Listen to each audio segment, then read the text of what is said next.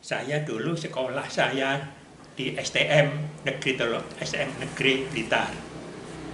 Ya, waktu itu kelas 3 tahun 1977 itu mengenal wirid dari Tulungagung yang diberi ijazah waktu itu dari Abah Musa Blitar. Abah Musa itu adalah bapaknya Purnawan Bukhari yang nulis buku tentang jejak-jejak Mbah Jalil dan seterusnya. Itu adalah Abah Musa, itu bapaknya Purnawan Bukhari. Itu waktu itu saya kelas 3 STM, Purnawan Bukhari itu kelas 3 SMP waktu itu. Cuman Purnawan Bukhari ini setelah suluk di Tulungagung, oleh Allah diberi kelebihan terbuka manahnya itu, sehingga kadang-kadang tahu apa yang terjadi dan belum itu tahu. Itu Purnawan kelas 3 SMP itu. Saya dekat dengan dia, dan oleh Abah Musa waktu itu bersama-sama dengan Purnawan itu diberi jasa lakodja bersama ayat kursi berurutan, terus dilanjutkan hijab asfa, dilanjutkan hijab autat kafi, terus diterangkan sholawat syadiliyah. Kemudian diteruskan waktu itu kalau saya ikut khususiyah di rumahnya Abah Musa. Waktu itu masih rumah, belum masjid. Rumahnya Abah Musa tiap malam Jumat khususiyahnya di sana, di Blitar sana, bersama-sama dengan jamaah Blitar. Ada beberapa orang. Kemudian kelanjutannya singkat saja. Tahun itu juga sekitar tahun 77-78 itu saya belajar silat yang waktu itu dibina oleh Pak Atim di Blitar. Pak Atim itu pendekarnya Porsigal. Waktu itu silatnya itu namanya masih silat indah, belum Porsigal, silat indah. Kemudian diajari tenaga dalam oleh Pak Atim itu. Kalau latihan itu malam hari di rumahnya Pak Atim, tidak banyak orang, beberapa orang saja di sana dilatih. Bahkan mulai latihannya biasanya jam 11 malam sampai pagi, sampai subuh itu biasanya. Oleh Pak Atim langsung diajari tenaga dalam. Kemudian suatu ketika diajak ke rumahnya Yai Ghazali. Yai Ghazali alapnya di Srikaton Ringen Rejo Kediri. Yai Ghazali itu muridnya Yai Takim.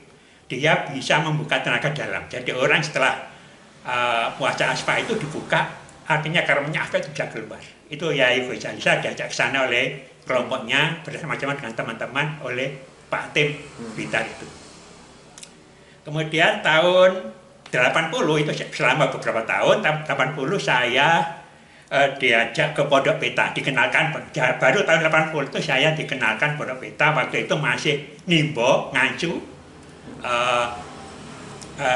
sumbernya itu di depan musala yang sekarang sebelah timur itu sana Nimbo, masih pondoknya belum ada, masih pondasi dan musola yang sekarang untuk kita dulu itu musola itu dikenalkan di sana.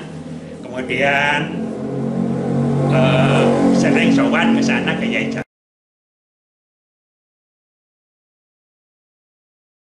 Tahun 80 itu juga sekitar bulan Juni itu diterima di IKIP Malang, program diploma. Saya kuliah di Malang. Ya, tapi terus meneruskan belajar wirid sendiri, ya yang diamalkan ya tadi mulai lakodja, hijab asfa, autat kafi dan syadiliyah itu sana di wirid sana. Kemudian sampai lulus tahun 82 itu saya di Mojokerto, ditekan di ngajar di SMP 1 Mojokerto karena penempatan. Di sana saya kos di Kalimat Gang 3 itu berjalan. Kemudian sekitar tahun 1984 saya di Beat Syadiliyah. Jadi waktu ngamalkan itu belum di Beat dulu itu kalau Beat langsung ada kelompok langsung. Mahatnya berapa langsung ikut gitu aja dulu. Tahun 84 di Beat Syadiliyah dan suluk waktu itu waktu liburan saya suluk. Kalau dulu suluk itu terserah, saya 10 hari berhenti, 10 hari berhenti gitu. Jadi nyicil kalanya 40 hari karena sudah ngajar di SMP 1. Kemudian tahun 86 saya pindah karena dulu kos di Kalimati. Tahun 86 itu saya pindah ke rumah Argopuro, rumah saya sendiri. Argopuro Gang 2. Disitulah kemudian saya menetap di situ, kurang lebih berjalan tahun 89 itu saya mengajari murid-murid saya tentang tenaga dalam. Murid-murid saya dulu waktu itu tentang tenaga dalam, murid-murid SMP itu saya ajari, terutama yang sudah besar, terutama dari pengurus OSIS dulu awalnya. Pengurus OSIS saya ajari, ternyata banyak yang tertarik, ada beberapa sekolah, teman-temannya dia ada SMP 2, ada SMP 4, ikut belajar tenaga dalam di masjid SMP 1 waktu itu, saya ajari. Dan disitulah saya ajak murid-murid saya itu untuk wirid di rumah saya Argopuro. Apa yang diwirid waktu itu hanyalah Qad Ja'akum dan ayat kursi awalnya. Kemudian saya matur ke pondok suruh nambah aswa. Kemudian beberapa bulan berikutnya oleh yainya disilahkan ngamalkan jandiliyah. Jadi saya lihat di Mojokerto tahun 89 itu di rumah Argopuro itu mulai. Itu dari awal murid-murid saya. Kemudian tahun itu berkembang, akhirnya tenaga dalam saya itu diikuti oleh bapak-bapak. Banyak orang akhirnya tertarik. Akhirnya latihannya tidak di musola, latihannya di aula SMP 1 dan di lapangan SMP 1. Banyak yang ikut dari bapak-bapak. Waktu itu memang zamannya ada tenaga dalam, waktu itu banyak. Sehingga banyak sekali, bahkan ada dari Surabaya, banyak sekali. Sejak itu yang jamaah malam Jumat di Argopuro itu tidak hanya anak-anak, tapi banyak dari bapak-bapak saya ajak wirid jandiliyah. Jadi saya mengajarkan tenaga dalam, tapi saya ajak untuk masuk wirid jandiliyah gitu. Jadi itu mulai banyak sekali itu antara tahun 93 sampai 94 itu banyak bapak-bapak, bahkan anak-anak yang paling sedikit yang banyak bapak-bapak waktu itu. Jadi mulai 90 yang paling banyak bapak-bapak 93 sampai 94. Kemudian tahun 95 saya pindah di Japon. Di Japon itu jalan raya saya ngontrak karena nyonya saya ditempatkan di Bidan Desa Japon. Sekarang menjadi Pak Si Ome itu dulu saya kontrak di sana 5 tahun itu. Mulai tahun 95 sampai 2000. Untuk khususnya tetap di Argopuro karena rumah saya tetap di Argopuro. Tapi rumah saya di Japon. Kurang lebih tahun 96 itu ada yang namanya dulu itu 96 itu ada ninja itu Pak waktu itu. 98. Yang 9 berapa itu? 98. Belum 98 Pak. Sebelumnya. Oh, iya. 98 ini sudah 97 bulanan itu. Itu ada ninja itu banyak yang datang dari Gembleng. Di rumah saya Argopuro, rumah saya di Japon di sana itu di raya itu banyak sekali orang, bahkan Yai Pasuruan, Yai Sidoarjo itu datang yang tidak digembleng karena takut dengan adanya ninja. Itu ramai, jadi waktu itu ramai sekali. Dan ternyata tenaga dalam ini sudah sampai ke masuk ke Tepal, banyak dan ke Bali. Dan tenaga dalam ini tidak menggunakan wirid Pak saya, hanya mengolah nafas. Kayaknya bisa diikuti oleh semua agama. Jadi bisa, tapi manfaatnya banyak sekali. Jadi di Mojokerto Kota itu sampai 50 angkatan, satu angkatan 50. Jadi banyak waktu itu kita 2.500 orang Mojokerto saja masuk PT PAL, terusnya waktu itu. Bahkan saya tahun 95 itu masuk Liberty, dulu belum ada apa-apa, masuk Liberty, masuk Pos itu pernah tahun 95. Itu jadi itulah.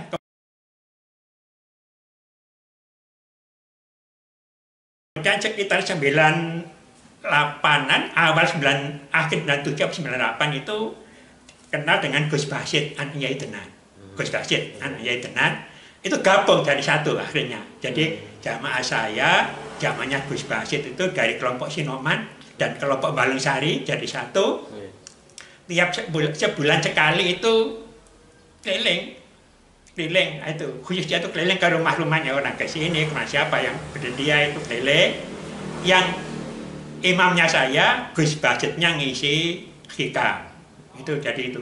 Tapi nggak lama setelah Gus Basit nikah di Gresik itu, dapat di Gresik akhirnya berhenti juga. Kemudian kurang lebih tahun 98 itu khususnya saya pindah ke rumah Japon sana. Jadi di Argopuro tidak ada, pindah di rumah Japon. Itu masih di Pak Si Ome itu. Berjalan terus sampai tahun 2000, karena saya pindah rumah sini, saya pindah ke sini, musola saya sini. Itu. Kurang lebih tahun 2001 itu kenal Gus Hadi. Kenapa kenal Gus Hadi? Saya dengan adik saya itu disuruh mencari oleh ketemu Yai Gopur, disuruh Yai Gopur dolek ono Hadi Pacet. Saya cowari, akhirnya ketemu di sana itu.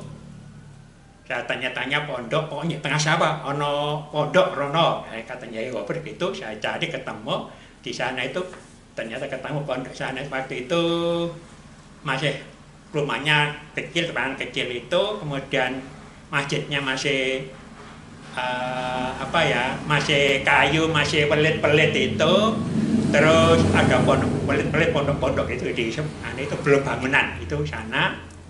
Jamaah mau ketok, saya arahkan ke sana. Kan saya bukan dari pondokan ya, supaya ada maksud saya supaya ada yang membimbing nanti. Jamaah itu ketemu banyaknya ke sana akhirnya ke pondoknya Gus Hadi itu tahun 2001. Kadang-kadang saya juga datang ke sana kalau malam Jumat, kalau Senin malam Selasa bertahan di sini. Jadi malam Jumatnya di Gus Hadi, malam Selasanya di sini, berlanjut terus sampai ketemu yang zaman Jai Suen ketemu ini, Kang yang pemilihan wirid ketemu Kang itu pernah ke sini ngomong-ngomong masalah wirid supaya jadikan satu itu, sampai ketemu itu. Tahunnya saya lupa tahun berapa itu. Begitulah ceritanya. Awalnya Satria di Mojokerto seperti itu.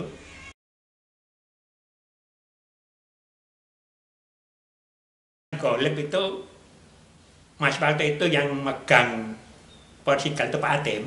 Mas Golib itu masih ya ikut Kiai Jalil, sering wiritan, terutama yang diwirid itu aspak di musola itu. Waktu wiritan, karena Mas Golib itu senengannya tawuran, itu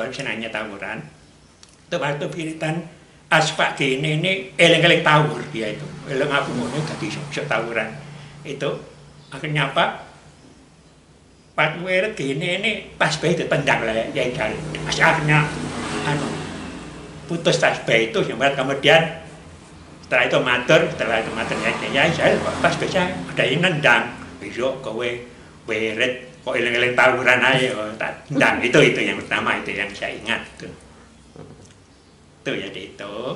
Terus pengalaman yang kedua, pengalamannya Mbah Jamil. Mbah Jamil itu yang disuruh Yai Jalil waktu itu, sering ke Mojokerto. Jadi yang ke rumah saya itu orang yang buat sudah meninggal itu, sering itu Mbah Jamil, Pak Jafar, Pak Hamid itu adalah orang yang dekat dengan Yai Jalil, disuruh kemana-mana, humasnya itu dulu. Jadi Mbah Jamil, Pak Hamid, Pak Jafar itu dekat.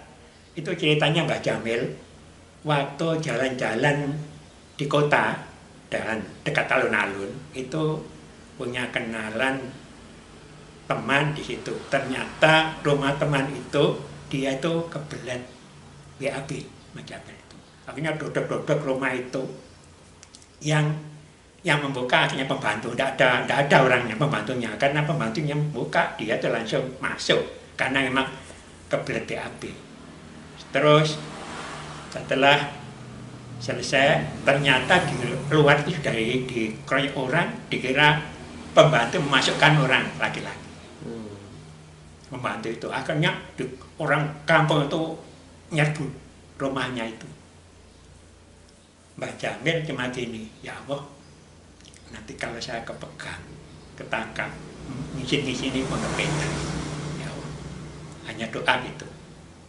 Kemudian dia membaca asfa itu 3 kali, langsung terbang melewati tembok yang tingginya 4 meter itu keluar. Jadi orang masuk itu tidak ada, yang macam ke di luar. Itu pengalaman itu. Nah banyak saya, cuma saya nggak ingat ya. Kalau diingat mungkin banyak pengalaman rohani.